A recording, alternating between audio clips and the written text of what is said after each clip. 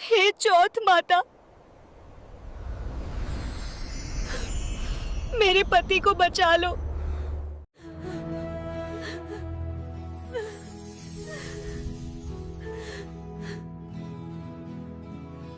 मैं तुम्हें सदा सुहागिन रहने का आशीर्वाद देती हूं, पर याद रखना, अगर मन या कर्म भटके तो मेरी कृपा भी रुख मोड़ लेती है। दोस्तों, करवा चौथ का व्रत क्यों सबसे बड़ा माना जाता है? कहा जाता है कि इस व्रत को करने से स्त्रियां सदा सुहागिन रहती हैं। यही कारण है कि करवा चौथ की कथा हर स्त्री को कम से कम एक बार अवश्य सुननी चाहिए, क्योंकि इसे सुनने से घर परिवार में खुशियां बनी रहती हैं और चौथ माता की कृपा लगातार बरसती रहती है। आज मैं आपको ऐसी कथा सुनाने जा रहा हूं जिसमें एक सुहागिन स्त्री ने अपने पति को मृत्यु के मुख से चौथ माता की कृपा से वापस पाया। तो ध्यान से सुनिए और कथा के अंत तक जुड़े रहिए, क्योंकि इसमें छुपा है एक रहस्य, एक चमत्कार जो आपके मन को झकझोर देगा। बहुत समय पहले की बात है। एक राज्य था, विशाल और समृद्ध। राजा वीर और प्रजावत्सल था, लेकिन पड़ोसी राज्य से युद्ध की आहट सुनाई दे रही थी। सीमाओं पर खतरे की घंटियां बज चुकी थीं। राजा ने सेना को युद्ध भूमि के लिए तैयार किया। ढोल नगाड़ों की गूंज पूरे नगर में फैल गई। लोग अपने वीरों को विदा करने के लिए गलियों में उतर आए। हर घर में माताएं आशीर्वाद दे रही थीं और पत्नियां अपने सुहाग की लंबी उम्र की प्रार्थना कर रही थीं। उसी भीड़ में एक सैनिक था जिसका नाम था अर्जुन। बहादुर, ईमानदार और राजा का प्रिय सैनिक। लेकिन उस दिन उसकी आंखों में वीरता के साथ साथ एक गहरी चिंता भी थी, क्योंकि पीछे उसके घर में उसकी पत्नी थी जिसने अभी अभी चौथ माता के चरणों में प्रण लिया था। अर्जुन की पत्नी का नाम था राधा। सच्ची, समर्पित और आस्था से भरी हुई स्त्री। उसने चौथ माता से प्रण किया था कि जब तक उसके पति की विजय और सुरक्षित वापसी न होगी, वह व्रत को पूरी निष्ठा से निभाएगी। सुबह से ही उसने माता के चरणों में दीपक जलाया, करवा सजाया और हाथ जोड़कर कहा, माता, मेरे पति पर आपकी छाया बनी रहे। उसकी सांसें कभी न टूटें, उसकी तलवार कभी न झुके। राधा जानती थी कि युद्ध आसान नहीं होगा, लेकिन उसके मन में विश्वास था कि चौथ माता की कृपा से उसका सुहाग अटल रहेगा। गांव की औरतें उसे देखती, कुछ आशीर्वाद देती, कुछ मजाक उड़ाती। क्या व्रत से तलवारें रुक सकती हैं? क्या उपवास से दुश्मनों की सेना हार सकती है? राधा ने एक ही उत्तर दिया, माता के आशीर्वाद से सब संभव है। उसके शब्दों में अडिग विश्वास था, मगर आंखों में एक हल्की सी बेचैनी भी थी। युद्ध का दिन नजदीक आ चुका था। सैनिकों की टुकड़ियां घोड़ों पर सवार हो रही थीं। अर्जुन ने अपनी पत्नी की ओर देखा। दोनों की आंखों में बहुत कुछ था कहने को, लेकिन समय इतना कम था कि शब्द निकल ही नहीं पाए। विदा लेते समय अर्जुन ने धीरे से कहा, राधा, अगर मैं लौट कर ना आ सका तो? उसका वाक्य अधूरा रह गया। राधा की आंखें छलक पड़ी, लेकिन उसने तुरंत आंसू पोंछ दिए और कहा, नहीं अर्जुन, ऐसा मत कहो। चौथ माता की कृपा से तुम अवश्य लौटोगे। मैं माता के चरणों में प्रण कर चुकी हूं, तुम्हें कुछ नहीं होगा। अर्जुन ने उसकी बात सुनकर मुस्कुराने की कोशिश की, लेकिन भीतर छिपे भय को वह भी छिपा नहीं पाया। युद्ध भूमि की ओर बढ़ते उसके कदम भारी हो गए थे और पीछे छूट गई थी एक सुहागिन स्त्री की आस्था। उस रात राधा घर के मंदिर में बैठी रही। दीपक की लौ जल रही थी और वह चौथ माता से बार बार प्रार्थना कर रही थी। उसने मन ही मन कहा, माता, मेरे पति को बचा लेना। उसकी ढाल टूट जाए, तलवार टूट जाए, लेकिन उसकी सांसें न टूटें। घर के बाहर ढोल नगाड़ों की गूंज सुनाई दे रही थी। लोग बातें कर रहे थे कि युद्ध बहुत कठिन है। कुछ कह रहे थे, शायद इस बार आधी सेना भी वापस न लौट पाए। ये बातें सुनकर राधा का दिल कांप उठता, लेकिन अगले ही क्षण वह माता का नाम लेकर खुद को मजबूत कर लेती। उसकी आंखें बंद थीं, हाथ करवे पर रखे थे और होंठों पर बस यही शब्द थे, चौथ माता, मेरी रक्षा करना। वह जानती थी, युद्ध केवल मैदान में नहीं होता, युद्ध तो उसके भीतर भी चल रहा था, आस्था और भय का युद्ध। इसी बीच युद्ध भूमि से एक खबर नगर में पहुंची। लोगों ने कहा, राजा की सेना ने दुश्मनों से भीषण युद्ध छेड़ दिया है। तलवारें टकरा रही हैं, भाले बरस रहे हैं और खून से मैदान लाल हो चुका है। हर किसी के चेहरे पर चिंता थी, कौन लौटेगा, कौन नहीं।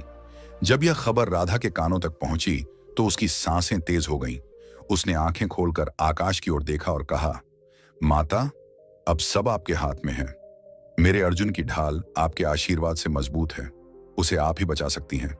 लेकिन दोस्तों, कहानी यहीं खत्म नहीं होती, क्योंकि युद्ध भूमि से लौटने वाले संदेशवाहक ने एक ऐसी बात कही जिससे पूरा नगर सन्न रह गया। उसने कहा, युद्ध बहुत भयंकर है। राजा की सेना बहादुरी से लड़ी है, लेकिन कई वीर गंभीर रूप से घायल हो चुके हैं। और संदेशवाहक का स्वर भारी हो गया। भीड़ ने सांसें रोक ली। राधा का दिल धड़क उठा। क्या उसके अर्जुन का नाम उन घायल सैनिकों में होगा? क्या सचमुच उसकी आस्था परीक्षा में टूट जाएगी, या फिर चौथ माता उसका सुहाग सुरक्षित रखेंगी? राज्य भर में भय का माहौल था। रणभूमि की खबरें नगर तक पहुंच रही थीं। हर कोई सैनिकों की बात कर रहा था। किसने कैसा पराक्रम दिखाया, किस पर कैसी विपत्ति आई। लेकिन सबसे ज्यादा बेचैन थी राधा। उसका दिल हर पल कांपता था, जैसे किसी अनहोनी का संकेत दे रहा हो। मंदिर के दीपक के सामने बैठकर वह माता से प्रार्थना कर रही थी, माता, आप ही मेरे पति की ढाल बनना। दुश्मन की तलवार चाहे कितनी भी तेज हो, आपके आशीर्वाद से वह उसके पास तक न पहुंचे। लेकिन प्रार्थना के बीच ही कानों में पड़ोस की औरतों की बातें गूंज जाती। कोई कहता, युद्ध बहुत भयंकर है, इस बार शायद ही कोई सकुशल लौट पाए। कोई हंसकर कहता, कैसे बचेंगे सैनिक? क्या माता सचमुच रणभूमि में उतरेंगी? राधा का मन इन तानों से आहत होता, लेकिन उसकी आस्था इतनी गहरी थी कि वह हिम्मत नहीं हारती। इसी बीच नगर में एक संदेशवाहक घोड़े पर दौड़ता आया। उसके चेहरे पर थकान थी, शरीर पर धूल जमी थी और आवाज भारी हो चुकी थी। लोग उसके चारों ओर जमा हो गए। उसने कहा, युद्ध बहुत भयानक है। राजा की सेना वीरता से लड़ रही है, लेकिन दुश्मन संख्या में बहुत अधिक हैं। हमारे कई सैनिक घायल हो चुके हैं। भीड़ में सन्नाटा फैल गया। हर पत्नी अपने पति का नाम सुनने के लिए तड़प उठी। राधा की सांसें तेज हो गईं। उसके कानों में बस यही गूंज रहा था, कई सैनिक घायल, कई सैनिक घायल। लेकिन संदेशवाहक इतना कहकर रुक गया। लोग पूछने लगे, कौन घायल हुआ, किसका नाम है? उसने सिर झुका लिया और बोला, अभी नाम घोषित नहीं किए गए हैं, लेकिन स्थिति गंभीर है। इतना सुनकर राधा का दिल जोर जोर से धड़कने लगा। उस रात राधा की नींद गायब हो गई। उसने व्रत का संकल्प मजबूत कर लिया। पूरा दिन उसने एक बूंद पानी तक न पिया। भूख और प्यास से उसका शरीर कमजोर पड़ने लगा, लेकिन उसकी आत्मा मजबूत होती जा रही थी। उसने करवे पर हाथ रखकर कहा, माता, मैं हार नहीं मानूंगी। मेरे पति की सांसें चलती रहेंगी, यह मेरा विश्वास है। भूखी प्यासी बैठी राधा को देखकर पड़ोस की स्त्रियां फिर ताना मारने लगीं। क्या भूखे रहकर युद्ध जीता जाता है? यह सब व्यर्थ है। लेकिन राधा ने किसी की बात पर ध्यान नहीं दिया। इसी बीच नगर के चौराहे पर अफवाहें फैलने लगीं। कोई कहता, आज राजा की सेना पीछे हट गई। कोई कहता, कई सैनिक शहीद हो गए।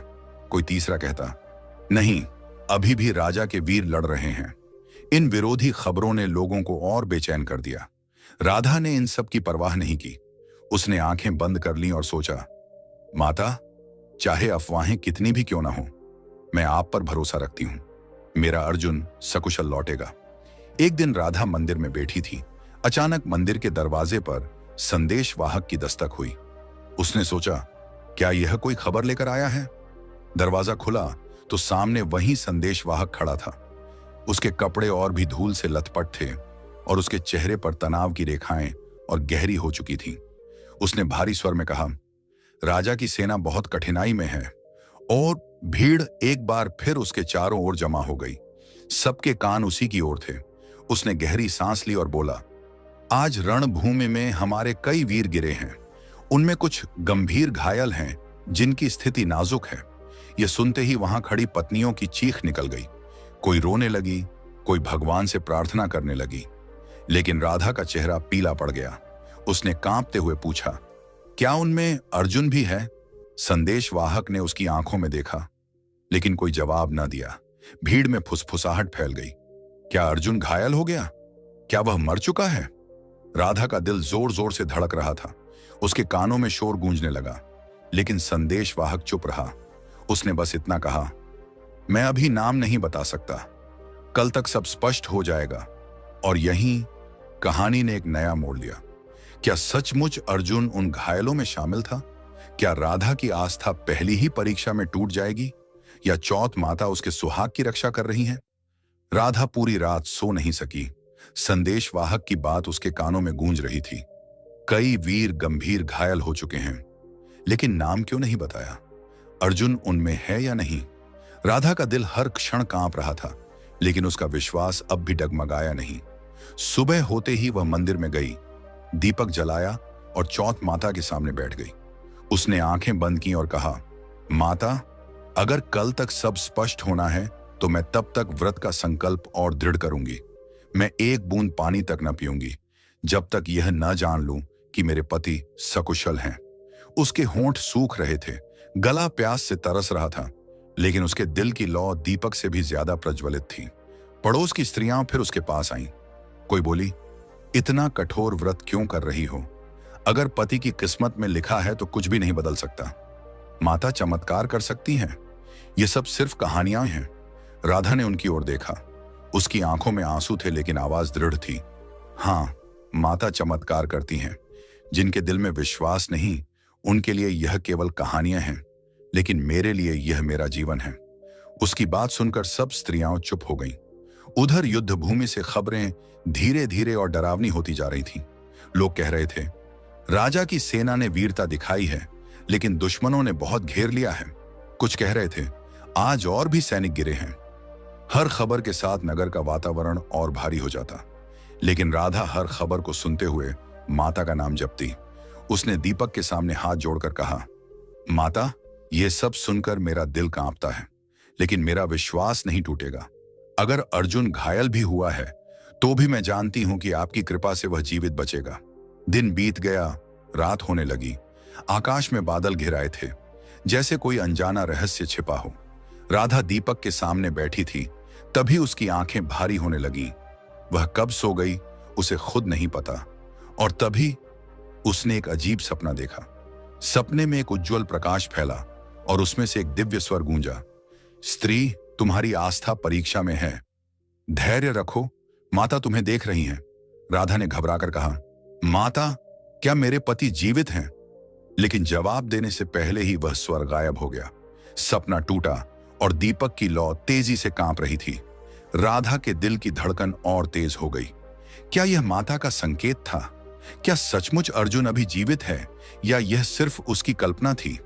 और सबसे बड़ा सवाल, क्या आने वाला संदेश उसकी उम्मीद तोड़ देगा या उसका विश्वास और मजबूत करेगा? सुबह होते ही उसने करवा सजाया, दीपक जलाया और माता के सामने बैठ गई। उसका शरीर भूख प्यास से कांप रहा था, लेकिन उसका संकल्प और मजबूत हो गया था। उसने माता से कहा, माता, चाहे मेरी जान भी क्यों ना चली जाए, मैं व्रत नहीं तोड़ूंगी। जब तक अर्जुन की सुरक्षित खबर नहीं आती, मैं एक कण अन्न या जल भी ग्रहण नहीं करूंगी। इसी बीच गांव की कुछ स्त्रियां उसके आंगन में आ पहुंची। उनमें से एक बोली, राधा, तुम यह सब क्यों कर रही हो? भूखी प्यासी रहकर कोई चमत्कार नहीं होता। हमारे साथ चलो, हमने चांद देख लिया है, व्रत पूरा हो गया है। राधा ने आश्चर्य से पूछा, कैसे? अभी तो चांद निकला ही नहीं। वे स्त्रियां हंस पड़ी और बोली, हमने दीपक की लौ छलनी से दिखा दी, वही चांद है, देख लो और व्रत तोड़ दो। बेकार भूखी क्यों मर रही हो? राधा का दिल डगमगाने लगा। सारा दिन भूखी प्यासी रही थी, होंठ सूख चुके थे और आंखों के सामने अंधेरा छाने लगा था। उसने सोचा, क्या सचमुच व्रत पूरा हो गया है? क्या माता मुझे इस कठिन परीक्षा से मुक्ति देना चाहती है? वह उलझन में थी, लेकिन उसका कमजोर शरीर उसे धोखा देने लगा।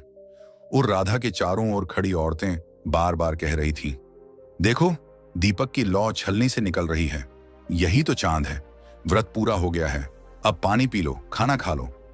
राधा का मन बार बार कांप रहा था। दिन भर भूखी प्यासी रहने के बाद उसका शरीर थक चुका था। उसने सोचा, शायद माता सचमुच चाहती हैं कि मैं अब आराम कर लूं। क्या पता यह उनका ही संकेत हो। धीरे धीरे उसने छलनी उठाई और दीपक की लौ की ओर देखा।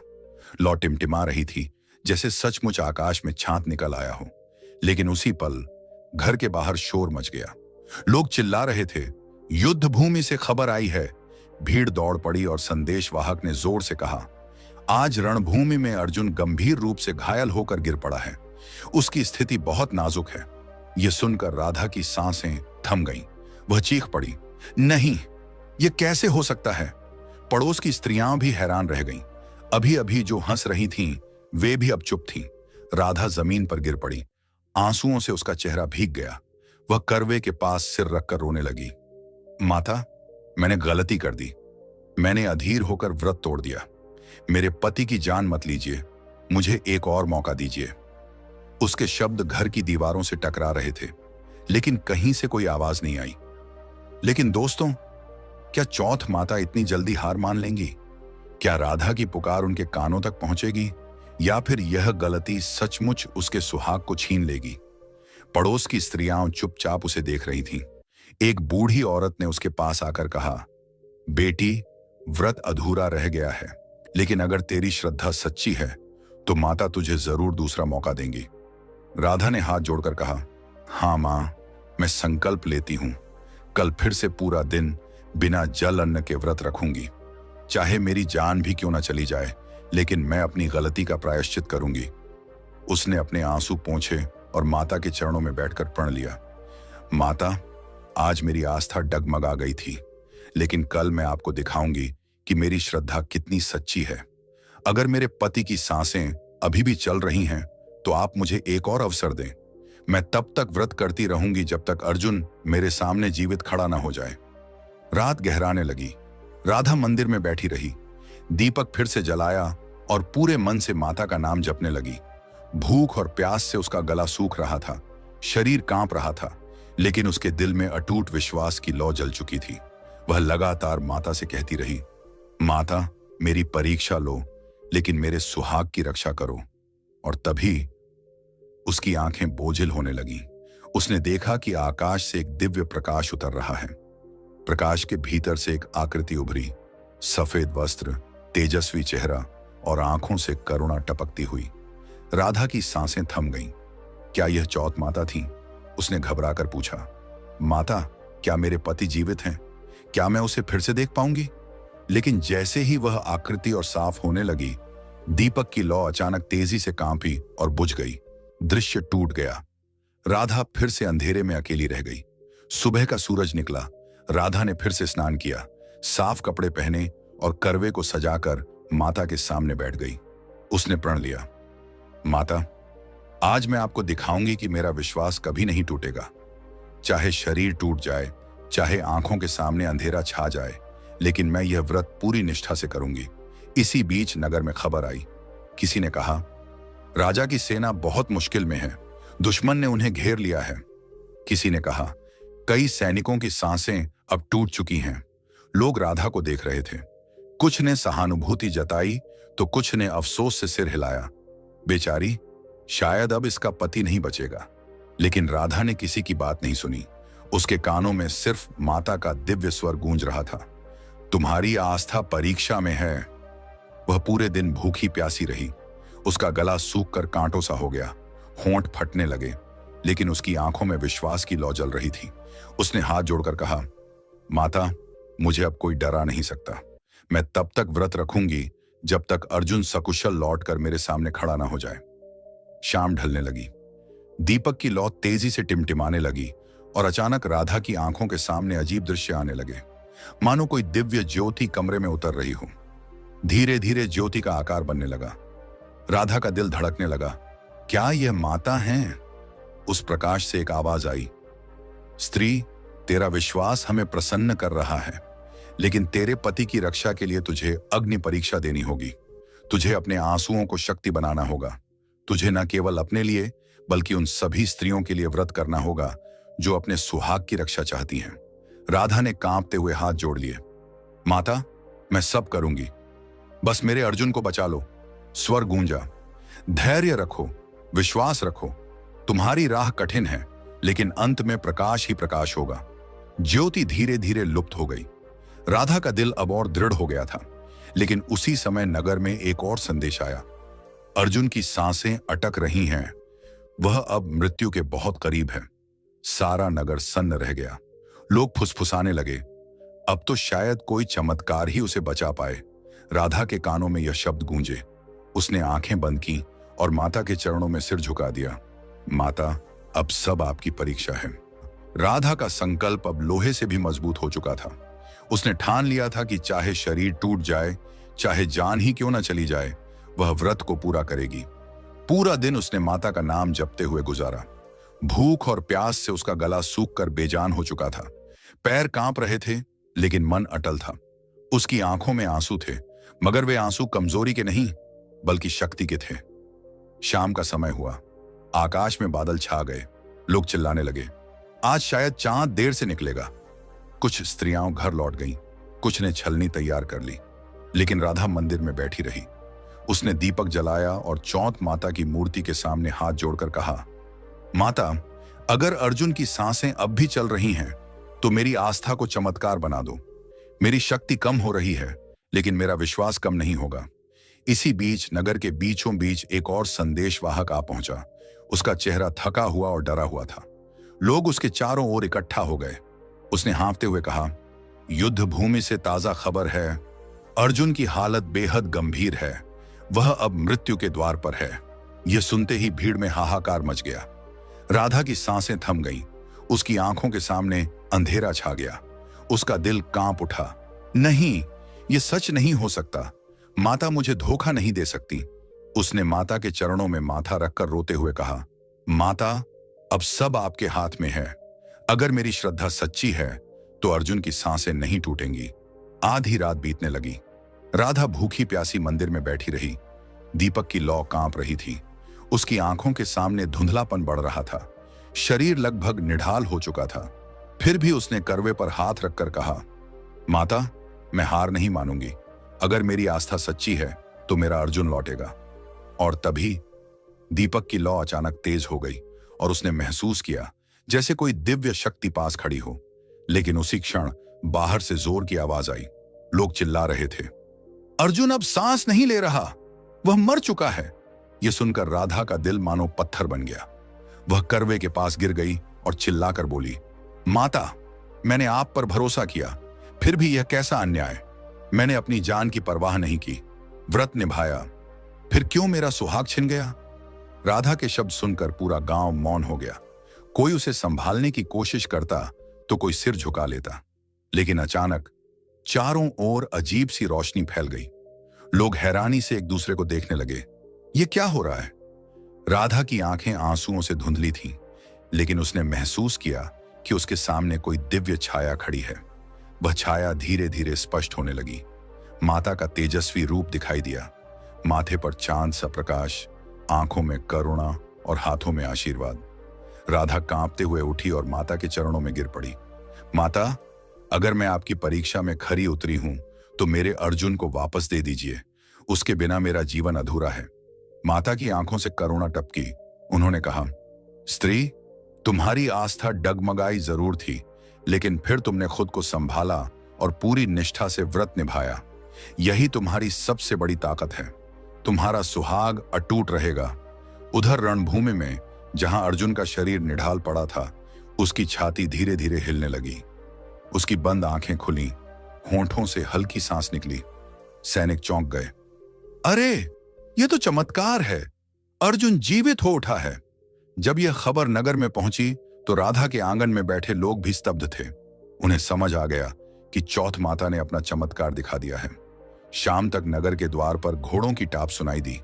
सैनिकों की टुकड़ी लौटी और उनके बीच घायल लेकिन जीवित अर्जुन भी था। जब राधा ने उसे देखा तो उसकी आंखों से आंसू बह निकले। वह दौड़कर उसके पास पहुंची और उसके कदमों पर गिर गई। अर्जुन, तुम सचमुच लौट आए। माता ने मेरी लाज रख ली। अर्जुन ने कांपते हुए हाथ से उसका चेहरा उठाया और कहा, राधा, तुम्हारी आस्था ही मुझे मौत से खींच लाई। रणभूमि में जब सांसें टूट रही थीं, तो मुझे लगा जैसे किसी ने मुझे पुकारा, और उसी क्षण मेरी जान लौट आई। गांव के लोग यह दृश्य देखकर श्रद्धा से भर उठे।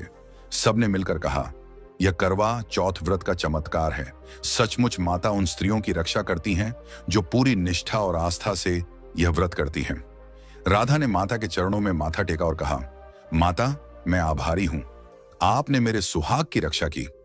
आज मैं समझ गई कि करवा चौथ व्रत केवल एक रीति रिवाज नहीं, बल्कि पति पत्नी के बीच विश्वास और प्रेम की डोर है। और दोस्तों, यही है करवा चौथ की कथा। एक स्त्री की आस्था, उसका समर्पण और चौथ माता की कृपा, इन तीनों ने मिलकर एक मृतप्राय सैनिक को जीवन दिया। इसलिए कहा जाता है कि इस व्रत को करने से स्त्रियां सदा सुहागिन रहती हैं और उनके जीवन में सौभाग्य अटल रहता है। करवा चौथ का व्रत केवल एक परंपरा नहीं, बल्कि विश्वास, प्रेम और चमत्कार की सजीव गवाही है। जय हो चौथ माता की। अगर आपको करवा चौथ की यह कथा अच्छी लगी हो तो माता का नाम कमेंट में जरूर लिखें। साथ ही हमारे चैनल को सब्सक्राइब करें और इस वीडियो को लाइक और शेयर करें ताकि चौथ माता की कृपा सब पर बनी रहे।